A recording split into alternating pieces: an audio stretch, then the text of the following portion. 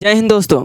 आज के सेशन में हम बात करेंगे फिजिक्स के एमसीक्यू यानी कि भौतिक विज्ञान के जो एमसीक्यू हैं उनकी बात हम आज करेंगे। बिल्कुल एकदम पोस्टमास्टरम क्लास होने वाली है, यानी कि एक क्वेश्चन आंसर को हम तोड़ देंगे, उसके रिलेटेड जितने भी क्वेश्चन हो सकते हैं सारे पर डिस्कशन करेंगे। आज ये पहला पार्ट है, आगे भी पार्ट आते रहेंगे। देखिए, अगर क्लास आपको अच्छी लगती है तो लाइक करना, चैनल को अभी तक सब्सक्राइब नहीं किया तो सब्सक्राइब करें तथा शेयर करना तो बिल्कुल भी ना भूलें। आपका लाइक, सब्सक्राइब और शेयर यही हमारे लिए मोटिवेट करता है हमको कि कितना बेहतर ढंग से हम आपको पढ़ाएं। ठीक, चलिए बढ़ते हैं क्लास की तरफ, शुरुआत करते हैं क्लास की। लाइक, सब्सक्राइब, शेयर में कंजूसी बिल्कुल मत करना आप लोग। चलिए देखिए, पहला क्वेश्चन हमसे कह रहा है ताप का एसआई मात्रक क्या है, बताइए। तो ताप का एसआई मात्रक जो होता है वह केल्विन होता है। ऑप्शन नंबर ए हमारा सही होगा। अन्य की अगर हम केंडला की बात करें तो केंडला का एसआई मात्रक, केंडला किसका एसआई मात्रक है, तो केंडला जो है यह ज्योति तीव्रता का एसआई मात्रक क्या है, कैंडला। कैलोरी किसका मात्रक है, तो कैलोरी ऊर्जा का मात्रक होता है। एम्पेयर जो होता है, एम्पियर यह विद्युत धारा का मात्रक है। एम्पियर को मापने का जो यंत्र होता है उस यंत्र का नाम क्या होता है, उस यंत्र का नाम होता है एमीटर। ठीक, इतनी बात समझ में आई। बढ़िए नेक्स्ट क्वेश्चन की तरफ बढ़ते हैं। देखिए, इस क्वेश्चन में कहा जा रहा है निम्न में से किस समूह की सभी राशियां सदिश हैं। देखिए, जब हमसे सदिश राशियों की बात कर रहा है यहाँ पर, सदिश राशियां कौन सी होती हैं। सदिश मतलब दिशा सहित वे राशियां जिसमें परिमाण और दिशा दोनों होती है, वो राशियां क्या होती हैं, सदिश राशियां। परिमाण और दिशा दोनों की जिसमें आवश्यकता हो वो हमारी सदिश राशियां होती हैं। इसके अंतर्गत संवेग, त्वरण, स्थापन, भार, तो धारा,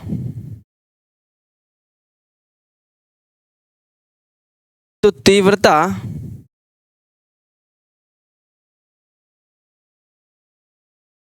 बल आघूर्ण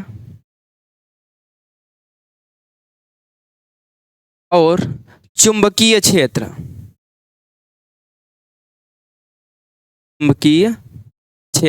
देखिए, संवेग, त्वरण, बल, विस्थापन, भार, विद्युत धारा, विद्युत तीव्रता, बलाघूर्ण और चुंबकीय क्षेत्र, ये सभी क्या हैं, सदिश राशियां हैं। तो ऑप्शन नंबर डी हमारा सही होगा, यानी कि ए भी सही है, बी भी सही है, सी भी सही है, तो ऑप्शन नंबर डी हमारा सही होगा, उपरोक्त सभी। चलिए बढ़ते हैं नेक्स्ट क्वेश्चन की तरफ। अगला क्वेश्चन हमसे कह रहा है कि निम्न में से किस समूह की सभी राशियां अदिश राशियां हैं। अदिश से आप क्या समझ रहे हैं, तो अदिश का मतलब जिसमें दिशा ना हो, जो राशियां केवल परिमाण के द्वारा व्यक्त की जाती हैं उसे हम अदिश राशियां कहते हैं। जिसमें दिशा की आवश्यकता नहीं होती है, वो अदिश राशियां होती हैं। इसके अंतर्गत आता है समय, चाल,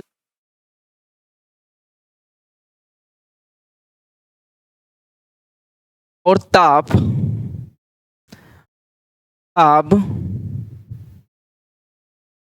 ऊर्जा, आयतन,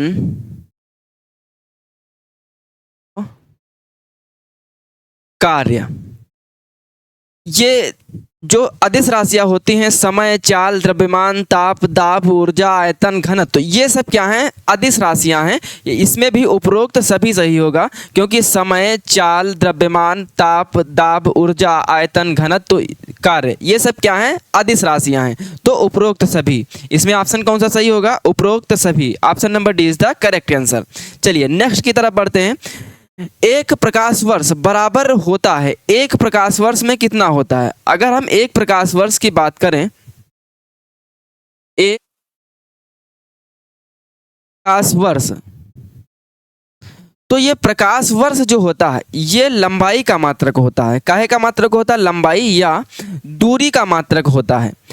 प्रकाश वर्ष अगर हम बात करें, एक प्रकाश वर्ष में 9.46 गुणे 10 की पावर 15 मीटर होता है। अगर हम किलोमीटर में बात करें तो 9.46 गुणे 10 की पावर 12, क्योंकि 1000 से देखो ये मीटर को किलोमीटर बदलने के लिए हम 1000 से भाग देंगे तो 3 जीरो कट जाएंगे, यानी कि तब यहाँ पर 10 की पावर 12 बचेगी। ये क्या आ जाएगा किलोमीटर में।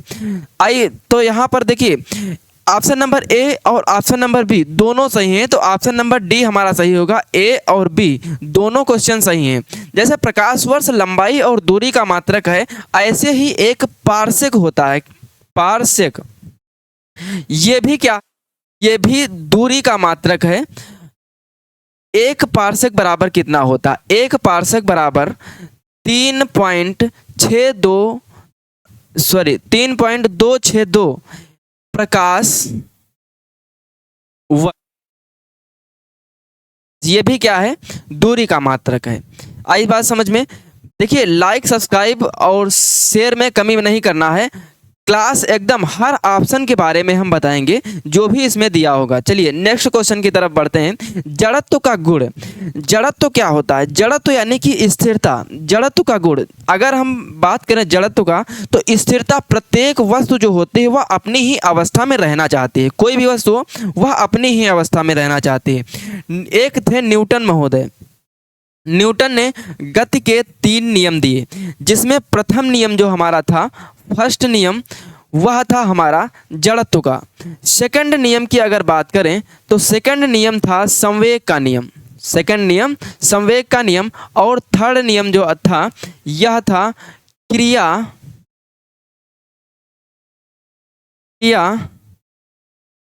प्रतिक्रिया, क्रिया प्रतिक्रिया का नियम। नियम उन्होंने दिया जिसमें जड़त्व का नियम, अब जड़त्व प्रत्येक वस्तु अपनी स्थिरता बनाए बरकरार रखने चाहती है, तो यानी कि वस्तु जो है, जड़त्व जो है प्रत्येक वस्तु में, सभी वस्तुओं में जड़त्व होता है। जैसे जो वस्तु चल रही है, जो गतिमान है, वो गतिमान रहना चाहती है जब तक उस पर कोई बाह्य बल ना लगाया जाए। जो स्थिर है वह स्थिर रहना चाहती है जब तक उसमें कोई बाह्य बल ना लगाया जाए। अब यहाँ पर आप जो न्यूटन का द्वितीय नियम था, यहाँ पर समझना, न्यूटन का जो द्वितीय नियम था, इसी के अनुसार F बराबर ma, जो बल का व्यंजक निकलता है, ये किस नियम, न्यूटन के किस नियम से निकलता है? तो नियम नंबर 2 से, द्वितीय नियम से निकलता है, जो संवेग का नियम है। चलिए नेक्स्ट की तरफ बढ़ते हैं। नेक्स्ट में कहता है कार्य का एसआई मात्रक क्या है? तो कार्य का एसआई मात्रक क्या होता है? तो कहोगे जूल होता है। कार्य का एसआई मात्रक क्या होता है? जूल होता है। कैलोरी किसका मात्रक होता है? यह ऊर्जा का मात्रक होता है। यह ऊर्जा का मात्रक होता है। केल्विन किसका मात्रक होता है? यह ताप का मात्रक होता है। हार्स पावर किसका मात्रक होता है? यह शक्ति का मात्रक होता है। शक्ति का मात्रक क्या होता है? Horse power. एक हार्स पावर कितना होता है? एक हार्स पावर कितना? एक हार्स पावर 746 वाट होता है। कितना होता है? 746 वाट होता है। ठीक, इतनी बात समझ में आई। नेक्स्ट की तरफ बढ़ते हैं। देखिए इसमें कह रहा है कौन निम्न में से कौन सा युग्म सुमेलित नहीं है? निम्न में से कौन सा युग्म सुमेलित नहीं है? माइक्रोफोन जो होता है, जैसे हमारे पास माइक लगी है, ये क्या है? माइक्रोफोन। माइक्रोफोन जो होता है यह ध्वनि ऊर्जा, जो हम बोल रहे हैं, ये क्या निकल रही ध्वनि हमसे, तो ध्वनि ऊर्जा को या विद्युत ऊर्जा में परिवर्तित कर दे रही है। इसके बाद जो आप सुनेंगे, क्लास देख रहे होंगे, उस पर क्या लिखा? स्पीकर लगा है, उसके माध्यम से वो स्पीकर क्या कर रहा है? विद्युत ऊर्जा को ध्वनि ऊर्जा में बदल दे रहा है। ठीक, तो यहाँ पर आपको इतना समझ में आया, जो माइक्रोफोन होता है यह सही है, ऊर्जा को विद्युत ऊर्जा में बदलता है, तथा लाउड स्पीकर विद्युत ऊर्जा जो होती है उसको ध्वनि ऊर्जा में बदल देता है। डायनमो जो होता है, डायनमो जो चलता है तो उसकी जब चलेगा तो क्या यांत्रिक यंत्र है ना, तो वो यांत्रिक जब चलेगा तो विद्युत बनाता है ना। डायनमो जब घूमता है तभी तो विद्युत बनता है। तो डायनमो जो होता है यांत्रिक ऊर्जा को विद्युत ऊर्जा में बदलता है, ये भी सही है। सितार जो होता है, सितार जो होता हमारा है, वह यांत्रिक ऊर्जा ध्वनि ऊर्जा में बदलता है। किस में बदलता है? ध्वनि ऊर्जा में। ठीक।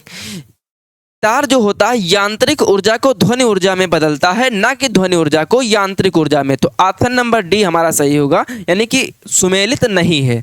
ऑप्शन नंबर डी जो है वह सुमेलित नहीं है। इतनी बात समझ में आई। चलिए नेक्स्ट क्वेश्चन की तरफ बढ़ते हैं। एक अश्वशक्ति बराबर कितना होता? अभी मैंने बताया था एक अश्वशक्ति बराबर कितना होता है, 746 वाट। एक अश्वशक्ति, एक हार्स पावर, अश्वशक्ति को इंग्लिश में कहते हैं हार्स पावर। एक हार्स पावर कितना होता है? 746 वाट के बराबर होता है। ठीक, अगले क्वेश्चन की तरफ। न्यूटन के किस गति के नियम से बल का व्यंजक प्राप्त होता है? न्यूटन का वह कौन सा नियम है जिससे बल का व्यंजक प्राप्त होता है? आपका प्रेजेंट ऑफ माइंड कितना तेज है। देखिए अभी मैंने सिर्फ 1-2 मिनट पहले ही बताया है कि न्यूटन के किस नियम के द्वारा बल का व्यंजक प्राप्त होता है। तो न्यूटन का जो द्वितीय नियम है, जिसे हम संवेग का नियम कहते हैं, संवेग का नियम, इसके द्वारा व्यंजक प्राप्त होता है। प्रथम नियम जड़त्व का नियम, प्रथम नियम तत्व का नियम, तृतीय नियम क्रिया नियम, क्रिया प्रतिक्रिया का नियम। समझना, देखिए हर एक ऑप्शन के बारे में जानिए। जब आप इतना पढ़ेंगे तो आपका सिलेक्शन, अगर वर्दी धारण करना है तो आपको पढ़ाई भी ऐसे करना पड़ेगा। तो जुड़े रहिए हमारे साथ। पर डे क्लासेस होती हैं, मैथ, रीजनिंग, जीएस, ये सभी क्लासेस चलती हैं।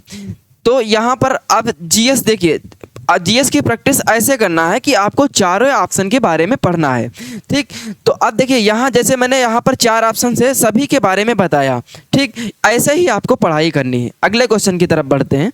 पृथ्वी की सतह से ऊपर जाने पर दाब पर क्या परिवर्तन आएगा? जैसे जब पृथ्वी की सतह से जब हम ऊपर जाते हैं तो हमारे ऊपर जो दाब होता है, प्रेशर होता है, वो क्या होता है? कम होता है, यानी कि घटता चला जाता है। जैसे ही हम ऊपर की तरफ जाएंगे वैसे ही जो दाब होगा वह कम होता चला जाएगा। जब हम ऊपर की तरफ जाएंगे तो दाब कम होगा, जब हम नीचे की तरफ आएंगे है बढ़ेगा। इतनी बात समझ लेना। ये क्या है? आर्टिकल, मतलब कोई भी व्यक्ति है वह अगर ऊपर की तरफ जाएगा तो उसका दाब जो है घटेगा, वह नीचे की तरफ जाएगा तो उसका दाब जो है बढ़ेगा। यही कारण है कि चंद्रमा पर जो गुरुत्वाकर्षण बल है वह पृथ्वी के 1/6 के बराबर है। ठीक, तो यहाँ पर पृथ्वी की सतह से जैसे ही हम ऊपर जाएंगे तो पृथ्वी की सतह से ऊपर जाने पर हमारा जो दाब होता है वो क्या होता है? घटता है। आई बात समझ में? नेक्स्ट क्वेश्चन की तरफ बढ़ते हैं। कुकर में खाना जल्दी पकता है क्यों? बताइए, प्रेशर कुकर में खाना जल्दी पकता है क्यों? क्या कभी आपने चाय बनाई है प्रेशर कुकर में? तो चाय भी बहुत जल्दी पकेगी। ठीक, चाय बना के देखना सभी लोग अपने घर। देखिए क्वेश्चन कह रहा है प्रेशर कुकर में खाना पकता है, जल्दी पकता है। ऐसा क्यों होता है कि प्रेशर कुकर में खाना जल्दी पक जाता है? देखिए जो हमारा प्रेशर कुकर होता है, प्रेशर कुकर में जब हम नीचे से गर्म करते हैं तो उसमें जो पानी होता है वो भाप बनता है। अब जब भाप होता है तो वो जब निकलता नहीं तो वो ऊपर से दाब लगाता है। जब उस पर दाब लगाता है, अब उस दाब के कारण जब अंदर उसके जब गैस बनती है तो दाब लगता है। दाब के कारण पानी का जो क्वथनांक होता है वह बढ़ जाता है। जब कुकर में हम खाना बनाने के लिए रखते हैं, उस पर जैसे हम गरम करते हैं तो जैसे ही भाप बनती है तो वहाँ जो भाप होती है उसका दबाव बढ़ता है। जब उसके कुकर के अंदर दबाव बढ़ेगा तो पानी का क्वथनांक जो होता है वह बढ़ जाता है, जिसके कारण खाना जल्दी पकता है। तो ऑप्शन नंबर ए हमारा सही होगा। आई बात समझ में? इतना क्यों जल्दी पकता है? क्योंकि जब दाब बढ़ता है तब उसका क्वथनांक बढ़ता है, तभी खाना जल्दी पक जाता है। ठीक, अगले क्वेश्चन की तरफ बढ़ते हैं। पृथ्वी के तल का पलायन वेग कितना है? पलायन वेग क्या होता है कि किसी वस्तु को हम अगर फेंक दें तो वो ऊपर चली जाए, वह कभी नीचे ना आए। पलायन वेग क्या होता है? पृथ्वी से जैसे मान लो ये फोन को हम किस वेग से फेंकें कि यह ऊपर चला जाए, नीचे आए ही ना, तो यह 11.2 किलोमीटर प्रति सेकंड, 11.2 किलोमीटर प्रति सेकंड की स्पीड से अगर हम किसी चीज़ को पृथ्वी की सतह से फेंक देंगे तो वह कभी नीचे नहीं आएगी। यही क्या है? पलायन वेग। यहाँ पर 9.8 मीटर प्रति सेकंड, 9.8 मीटर प्रति सेकंड, ये क्या है? गुरुत्वाकर्षण बल का मान। ठीक, चलिए आगे बढ़ते हैं। पलायन वेग समझ में आया क्या होता है? पलायन वेग, जिस कोई भी वस्तु को अगर हम पृथ्वी की सतह से ऊपर फेंक दें, किस वेग से फेंक दें कि वो नीचे ही ना आए, तो 11.2 किलोमीटर प्रति सेकंड के वेग से हम फेंक दें, वो नीचे नहीं आएगा। आई बात समझ में? चलिए अगले क्वेश्चन की तरफ बढ़ते हैं। पानी की बूंदों के गोल होने का कारण क्या है? पानी की जब बूंद होती है वह गोल होने का उसका कारण क्या है? वो क्यों गोल हो जाती है? पानी की जो बूंद होती है वह गोल होने के कारण उसका पृष्ठ तनाव है, क्योंकि उसके पृष्ठ का जो तनाव होता है वह बढ़ जाता है, जिसके कारण वो पानी की जो बूंद होती है वह गोल हो जाती है। तो किस लिए बढ़ जाती है? पृष्ठ तनाव के कारण पानी की जो बूंद होती है वो गोल हो जाती है, वरना तो जैसे फुहारे के रूप में गिर जाएगा। बूंद इसीलिए बनती है क्योंकि पृष्ठ तनाव उसका बढ़ जाता है। ठीक, समझ में बात आई? अब केशिकत्व क्या होता है? केशिकत्व की अगर हम बात करें तो जैसे हमारे पास कोई नली है, नली जो होती है इसके अंदर जो पानी ऊपर चढ़ता है या फिर नीचे कुछ उतरे, पानी किसी नली में, किसी केस नली में पानी ऊपर चढ़ना उसका उतरना ही केशिकत्व कहलाता है। समझ में आई बात? केशिकत्व क्या होता है? किसी नली में पानी का चढ़ना ही उतरना ही केशिकत्व कहलाता है। प्लावन, प्लावन के पहले ओ लगा लीजिए। उत्प्लावन, उत्प्लावन और उत्क्षिप्त ये दोनों एक ही चीज़ है। उत्प्लावन क्या होता है? जैसे जो तैराक होते हैं, तैराक क्या करते हैं, जब पानी में तैरते हैं तो पानी को पीछे की तरफ फेंकते हैं तो पानी उस पर एक बल लगाता है। वो जो बल क्रिया के बदले, जो उनके पानी के बदले जो पानी पीछे फेंकते हैं उसके बदले जो बल लगाता है वही हमारा क्या होता है? उत्प्लावन। उसे उत्प्लावन या उत्क्षेप कहते हैं। ठीक, उत्प्लावन या उत्क्षेप कहते हैं। समझ में आई बात? जो तैराक होते हैं, तैराक तैरते टाइम उन पर कौन सा बल लगता है? तो उत्प्लावन या उत्क्षेप बल लगता है। ठीक, आगे बढ़ते हैं। झूला झूलती हुई किसी लड़की की बगल में कोई दूसरी लड़की आकर बैठ जाए तो आवर्तकाल पर क्या प्रभाव पड़ेगा? बताइए। जैसे एक लड़की क्या कर रही है? झूला झूल रही है। जब एक लड़की झूला झूल रही है, अब हमको बताइए जब वो झूला झूल रही, अगर उसके पर एक लड़की उसी झूले पर और बैठ जाए, जब एक लड़की और आके बैठ गई, अब कितनी हो गई? 2 लड़कियां। तो अब बताए ये कि उसका जो झूला आवर्तकाल है वो बढ़ेगा कि घटेगा?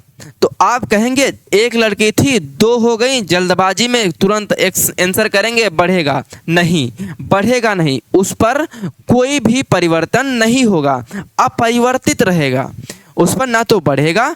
आवर्तकाल क्या होता है? जैसे मान लो ये हमारा क्या है? झूला, यहाँ पर लड़कियां आकर बैठ गई।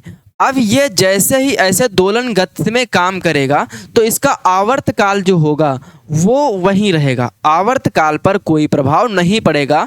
आवर्तकाल जो है वह अपरिवर्तित रहेगा। आई बात समझ में? तो ऑप्शन नंबर हमारा डी, ऑप्शन नंबर सी अपरिवर्तित रहेगा। ठीक, अगले क्वेश्चन की तरफ बढ़ते हैं।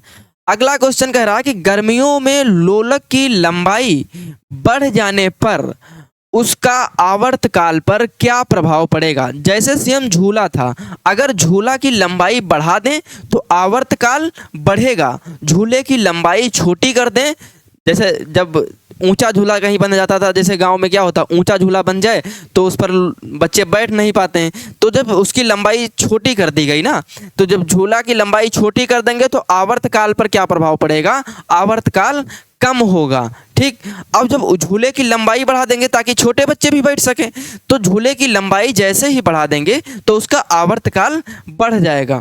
अब हमको बताइए गर्मी में लोलक क्या होता है? लोलक ऐसे ही होता है जो लटकता है। अब जब इसकी लंबाई बढ़ेगी, जब लंबाई बढ़ जाएगी तो इसका आवर्तकाल भी जो होगा वो बढ़ेगा। अगर इसी लोलक की लंबाई छोटी हो तो उसका आवर्तकाल घटेगा। आवर्तकाल जब लंबाई उसकी छोटी हो जाएगी तो आवर्तकाल क्या होगा? घटेगा। आई बात समझ में? अपरिवर्तित कब रहता है? अपरिवर्तित जब उस पर, जैसे एक लड़की थी, यहाँ पर पिछले वाले क्वेश्चन में एक लड़की थी, दूसरी लड़की आके बैठ गई लेकिन उसकी लंबाई में कोई फर्क नहीं पड़ा, तो वहाँ पर आवर्तकाल जो होगा अपरिवर्तित रहेगा। जहाँ पर उसकी लंबाई में फर्क आएगा, लंबाई घटेगी या बढ़ेगी तो उसके आवर्तकाल में भी परिवर्तन होगा। आई बात समझ में? इतना आगे बढ़ते हैं। अगला क्वेश्चन, ध्वनि तरंग क्या है? ध्वनि तरंग क्या है? तो ध्वनि तरंग, जैसे तरंगे क्या होती हैं, इस प्रकार से चलती हैं। देखिए कैसे चलती हैं, इस प्रकार से तरंगे चलती हैं। तो ध्वनि तरंग क्या है? ध्वनि तरंग एक अनुदैर्ध्य तरंगे हैं। अनुदैर्ध्य तरंगे वो होते हैं, जैसे मान लो ऐसी ये तरंग जा रही है तो इसके बीच में जो कण हो, या तो उसकी तरंग के उसकी गति की दिशा में या विपरीत दिशा में कण आते जाते हैं, उसे क्या कहते हैं? अनुदैर्ध्य। तो ध्वनि का तरंग जो होती है, ध्वनि तरंग है अनुदैर्ध्य। ठीक, अनुप्रस्थ कौन सी होती है? जो इस पर खड़ी खड़ी लगती हैं ऐसे, ये हमारी क्या होती हैं? अनुप्रस्थ तरंगे। ये होती हैं अनुप्रस्थ तरंगे। चुंबक, विद्युत चुंबकीय क्या होता है? जहाँ पर चुंबकीय आवेश होता है वहाँ पर विद्युत चुंबकीय क्षेत्र होता है। ठीक, तो अब ध्वनि तरंगे क्या होती हैं? ध्वनि तरंगे कैसी तरंगे हैं? अनुदैर्ध्य तरंगे। कैसी तरंगे हैं? अनुदैर्ध्य तरंगे। ठीक, आगे बढ़िए। अनुप्रस्थ तरंगे किस माध्यम में उत्पन्न की जाती हैं? की जा सकती हैं। ध्वनि अनुप्रस्थ तरंगे किस माध्यम में उत्पन्न की जा सकती हैं? तो अनुप्रस्थ तरंगे जो होती हैं सदैव ठोस माध्यम में उत्पन्न की जाती हैं। कहाँ उत्पन्न की जाती हैं? ठोस माध्यम में उत्पन्न की जाती हैं। ठीक, आगे बढ़िए अगले क्वेश्चन की तरफ। अनुदैर्ध्य तरंगे किस माध्यम में उत्पन्न की जा सकती हैं? जैसे यहाँ पर अनुप्रस्थ तरंगे, अनुप्रस्थ तरंगे किस माध्यम में उत्पन्न की जाती हैं? ठोस माध्यम में। अनुप्रस्थ तरंगे किस माध्यम में उत्पन्न की जा सकती हैं? सिर्फ ठोस माध्यम में। और अनुदैर्ध्य तरंगे, अनुदैर्ध्य तरंगे किस माध्यम में उत्पन्न की जाती हैं? तो अनुदैर्ध्य तरंगे जो होती हैं वह ठोस, द्रव, गैस तीनों में उत्पन्न होंगी। इसलिए ऑप्शन नंबर डी हमारा सही होगा, क्योंकि अनुदैर्ध्य जो तरंगे होते हैं ठोस, द्रव, गैस सब में उत्पन्न की जा सकती हैं। ठीक, अगले क्वेश्चन की तरफ बढ़ते हैं। अगला क्वेश्चन कहता है आवृत्ति का मात्रक क्या है?